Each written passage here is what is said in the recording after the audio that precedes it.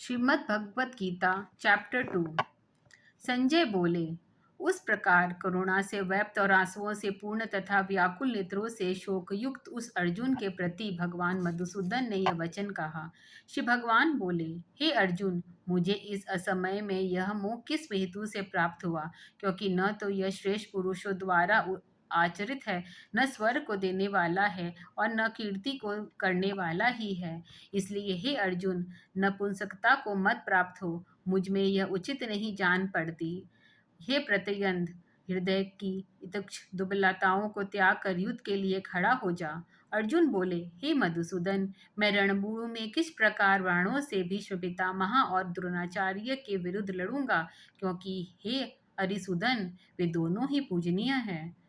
इसलिए इन महाभुभाव गुरुजनों को न मारकर मैं इस लोक में भिक्षा अन्न भी खाना कल्याणकारक समझता हूँ, क्योंकि गुरुजनों को मारकर भी इस लोक में रुधिर से सुने हुए अर्थ और कामना रूप भोगों को ही तो भोगूंगा। हम यह भी नहीं जानते कि हमारे लिए युद्ध करना या न करना, इन दोनों में से कौन सा श्रेष्ठ है, अथवा वो यह भी नहीं जानते कि उन्हें हम जीतेंगे या हमको वे जीतेंगे। और जिनको मारकर हम जीना भी नहीं चाहते, वे ही हमारे आत्मीय धृतराष्ट्र के पुत्र हमारे मुकाबले में खड़े हैं। इसलिए कारिता रूप दोष से अपरहत हुए स्वभाव वाला तथा धर्म के विषय में मोहित चरित हुआ मैं आपसे पूछता हूँ कि जो साधन निश्चित कल्याणकारक हो वह मेरे लिए कहिए, क्योंकि मैं आपका शिष्य हूँ। इसलिए आपके शरण हुए मुझको शिक्षा दीजिए। क्योंकि भूमि में निष्कपट तक धन धान्य संपन्न राज्य को और देवताओं के स्वामीपन को प्राप्त होकर भी मैं उस उपयोग को नहीं देखता जो मेरी इंद्रियों के सुखाने वाला शोक को दूर कर सके। संजय बोले, हे राजन, निंद्रा को जीतने वाले अर्जुन अंतर्यामी श्री कृष्ण महाराज के प्रति इस प्रकार कहकर फिर श्री गोविंद भगवान से युद्ध नहीं करूंगा यह स्पष्ट कहकर चुप हो गए। हे भरतवंशी धृतराष्ट्र, अंतर्यामी श्री कृष्ण महाराज दोनों सेनाओं के बीच में शोक करते हुए उस अर्जुन को हंसते हुए से यह वचन बोले। हे श्री कृष्ण भगवान बोले, हे अर्जुन, तू न तो शोक करने योग्य मनुष्य के लिए शोक करता है और पंडितजनों के वे वचनों को कहता है, परंतु जिनके प्राण चले गए हैं उनके लिए और जिनके प्राण नहीं गए हैं उनके लिए भी पंडितजन शोक नहीं करते। न तो ऐसा ही है कि मैं किसी काल में नहीं था, तू नहीं था, अथवा ये राजलोक नहीं थे, और न ऐसा ही है कि इससे आगे हम सब नहीं रहेंगे। जैसे जीवात्मा की इस देह में बालकपन, जवानी और वृद्धावस्था होती है, वैसे ही अन्य शरीर की प्राप्ति होती है। उस विषय में धीर पुरुष मोहित नहीं होता।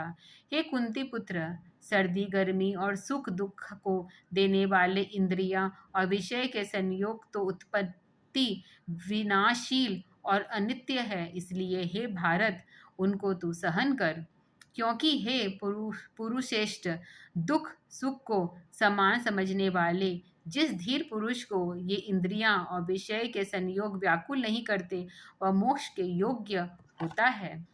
असत वस्तु की सत्ता नहीं होती और सत अभाव नहीं है। इस प्रकार इन दोनों को ही तत्वज्ञानी पुरुष द्वारा देखा गया है। नाश रहित तो तू उनको जान जिससे यह संपूर्ण जगत दृश्य वर्ग व्याप्त है। इस अविनाशी का विनाश करने में कोई भी सामर्थ्य नहीं है। इस नाश रहित अप्रेमय नित्य स्वरूप जीवात्मा के ये सब शरीर नाशवान कहे गए हैं। इसलिए हे भरतवंशी अर्जुन, तो युद्ध कर। जो इस आत्मा को मारने वाला समझता है तथा जो इसको मारा मानता है, वे दोनों ही नहीं जानते, क्योंकि यह आत्मा वास्तव में न तो किसी को मारता है न किसी के द्वारा मारा जाता है। यह आत्मा किसी काल में भी न तो जन्मता है और न मरता ही है, तथा न यह उत्पन्न होता है न होने वाला ही है, क्योंकि यह अजन्मा नित्य सनातन और पुरातन है। शरीर मारे जाने पर भी यह नहीं मारा जाता। हे था पुत्र अर्जुन, जो पुरुष इस आत्मा को नाश रहित, नित्य, अजन्मा और अवयव जानता है, वह पुरुष कैसे किसको मरवाता है और कैसे किसको मारता है। जैसे मनुष्य पुराने वस्त्रों को त्याग कर दूसरे नए वस्त्र को ग्रहण करता है, वैसे ही जीवात्मा पुराने शरीर को त्याग कर दूसरे नए शरीर को प्राप्त होती है।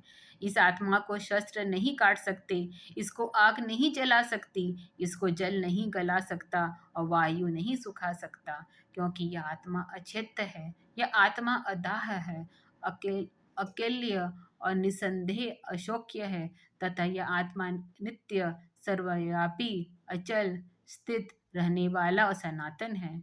यह आत्मा अवक्त है, यह आत्मा अचित्य है और यह आत्मा विकार रहित कहा जाता है।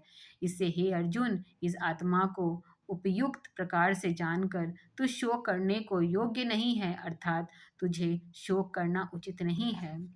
किंतु यदि तू इस आत्मा को सदा जानने वाला, जन्मने वाला तथा सदा मरने वाला मानता है, तो भी ये महाबाहो, तू इस प्रकार शोक करने योग्य नहीं है, क्योंकि इस मान्यता के अनुसार जन्म हुए की मृत्यु निश्चय है और मरे हुए का जन्म निश्चित है। इससे भी इस बिना उपाय वाले विषय में तू शोक करने को योग्य नहीं है। हे अर्जुन, संपूर्ण प्राणी जन्म से पहले अप्रकट्य थे और मरने के बाद फिर अप्रकट्य हो जाने वाले हैं, केवल बीच में ही प्रकट हैं। फिर ऐसी स्थिति में क्या शोक करना है? कोई एक महापुरुष ही इस आत्मा को आश्चर्य की भांति देखता है और वैसे ही दूसरा पुरुष महापुरुष ही इसके तत्व का आश्चर्य की भांति वर्णन करता है, तथा दूसरा कोई अधिकारी पुरुष ही इसे आश्चर्य की भांति सुनता है और कोई कोई तो सुनकर भी इसको नहीं जानता। हे अर्जुन, यह आत्मा सबके शरीर में सदा ही अवध्य है। इस कारण संपूर्ण प्राणियों के लिए तू शोक करने के योग्य है नहीं है, तथा अपने धर्म को देखकर भी तू भय करने योग्य नहीं है, अर्थात तुझे भय नहीं करना चाहिए, क्योंकि क्षत्रिय के लिए धर्मयुक्त युद्ध से बढ़कर दूसरा कोई कल्याणकारी कर्तव्य नहीं है। हे पार्थ, अपने आप प्राप्त हुए और खुले हुए स्वर्ग के द्वार रूप इस प्रकार के युद्ध को भाग्यवान क्षत्रिय लोग ही पाते हैं। किंतु यदि तू इस धर्मयुक्त युद्ध को नहीं करेगा, तो सधर्म और प्रकृति को खोकर पापों को प्राप्त होगा, तथा सब लोग तेरी बहुत काल तक रहने वाले अपकीर्ति का भी कथन करेंगे। माननीय पुरुष के लिए अपकीर्ति मरण के भी बढ़कर है, और जिनकी दृष्टि से तू पहले बहुत सम्मानित होकर सब लघुता को प्राप्त होगा, वे महारथी लोग तुझे भय के कारण युद्ध में हटा हुआ मारेंगे। तेरे बैरी लोग तेरे सामर्थ्य की निंदा करते हुए तुझे बहुत से न करने योग्य वचन भी कहेंगे। इससे अधिक दुख और क्या होगा?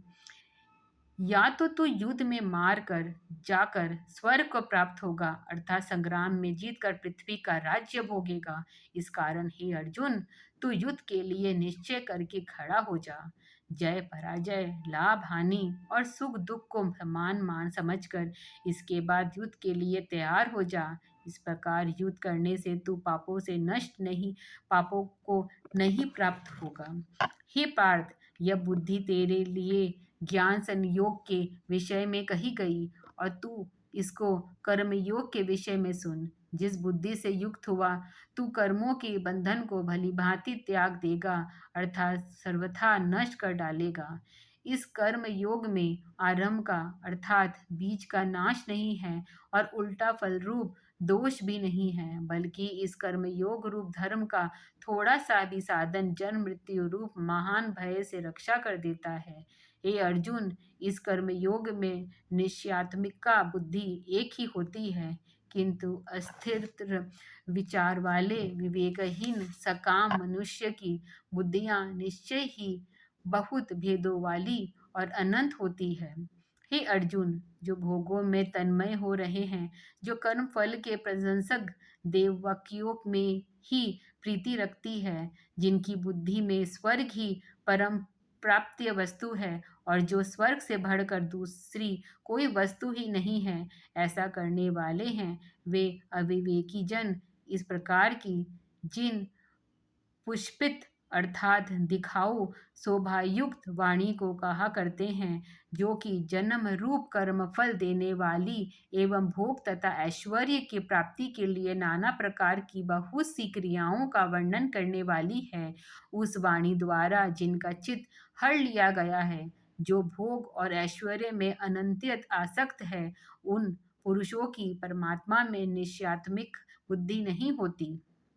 हे अर्जुन, वेद उपयुक्त प्रकार से तीनों गुणों के कार्य रूप समस्त भोगों एवं उनके साधनों का प्रतिपादन करने वाले हैं। इसलिए तू न भोगों एवं उनके साधनों में आसक्तिहीन हर्ष शोकादि द्वंद्वंसों से रहित नित्य वस्तु परमात्मा में स्थित योग क्षेत्र को न चाहने वाली और स्वाधीन अंतकरण वाला हो। सब ओर से परिपूर्ण जलाशय के प्राप्त हो जाने पर छोटे जलाशय में मनुष्य का जितना प्रयोजन रहता है, ब्रह्म को तत्व से जानने वाले ब्राह्मण का समस्त वेदों में उतना ही प्रयोजन रह जाता है।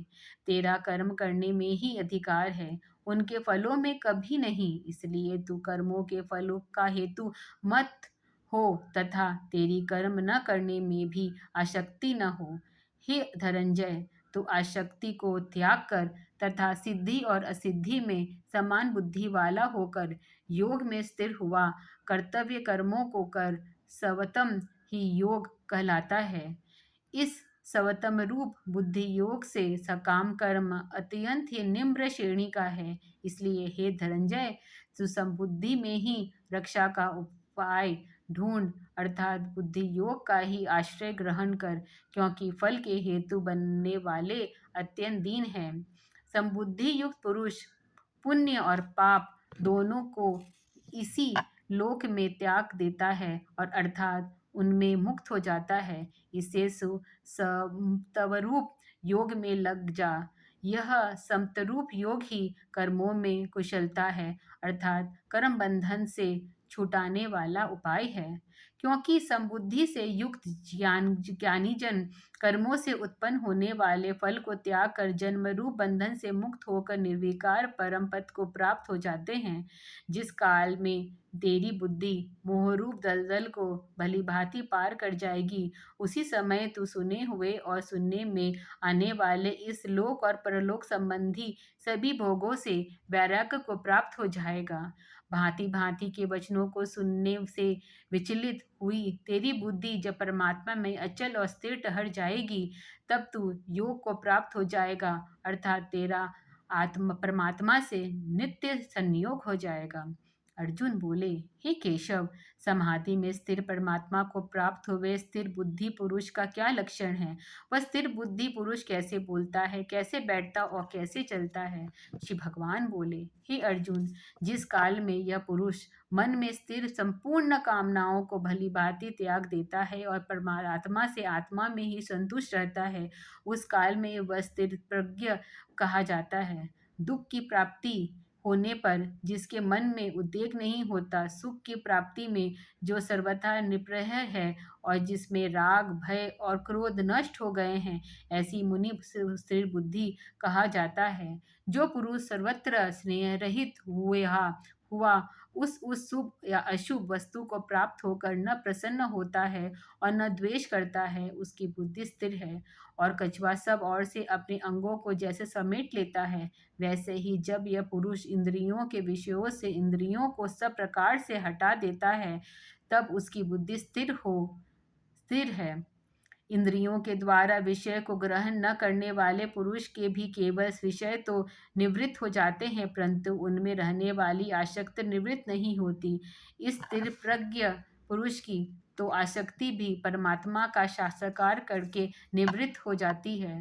हे अर्जुन, आसक्ति का नाश न होने के कारण ये प्रथम स्वभाव वाली इंद्रियां यत्न करते हुए बुद्धिमान पुरुष के मन को भी बताल कर लेती है। इसलिए साधन को चाहिए कि वह उन संपूर्ण इंद्रियों को वश में करके समाहित हुआ मेरे परायण होकर ध्यान में बैठे, क्योंकि जिन पुरुष की इंद्रियां वश में होती है, उसी की बुद्धि स्थिर हो जाती है।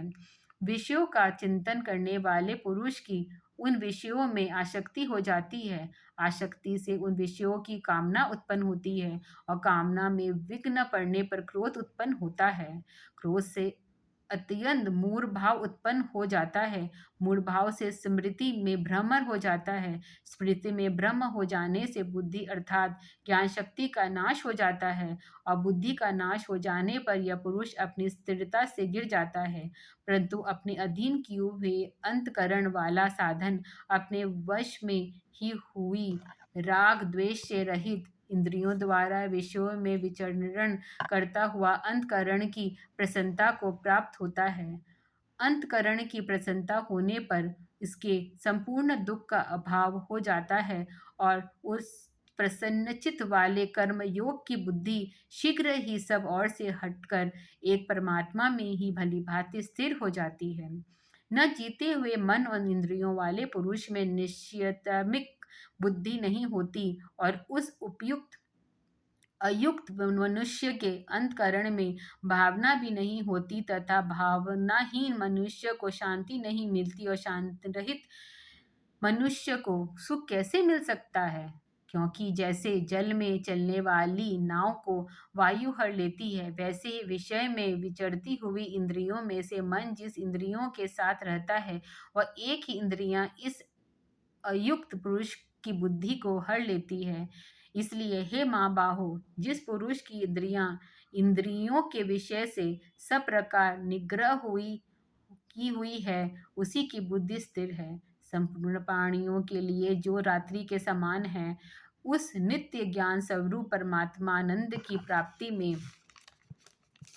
स्थिर प्रत्यज्ञ योगी जानता है और जिस नाशवान सांसारिक सुख की प्राप्ति में सब प्राणी जगते हैं, परमात्मा के तत्व को जानने वाले मुनि के लिए वह रात्रि के समान है। जैसे नाना नदियां और नदियों के जल सब ओर से परिपूर्ण अचल प्रतिष्ठि वाले समुद्र में उनको विचलित न करते हुए भी समा जाते हैं, वैसे ही सब भोग जिस त्रिप्रज्ञ पुरुष में किसी प्रकार का विकार उत्पन्न किए बिना ही समा जाते हैं, वही पुरुष परम शांति को प्राप्त होता है, भोगों को चाहने वाला नहीं। जो पुरुष संपूर्ण कामनाओं को त्याग कर ममता रहित अहंकार रहित और स्पृहा रहित हुआ विचरता है, वही शांति को प्राप्त होता है, अर्थात वह शांति को प्राप्त है। हे अर्जुन, यह ब्रह्म को प्राप्त हुए पुरुष की स्थिति है। इनको प्राप्त होकर योगी कभी मोहित नहीं होता और अंत काल में भी इस ब्रह्म ही स्थिति में स्थिर होकर ब्रह्मानंद को प्राप्त होता है। दूसरा अध्याय समाप्त। कल चैप्टर 3 तीसरा अध्याय।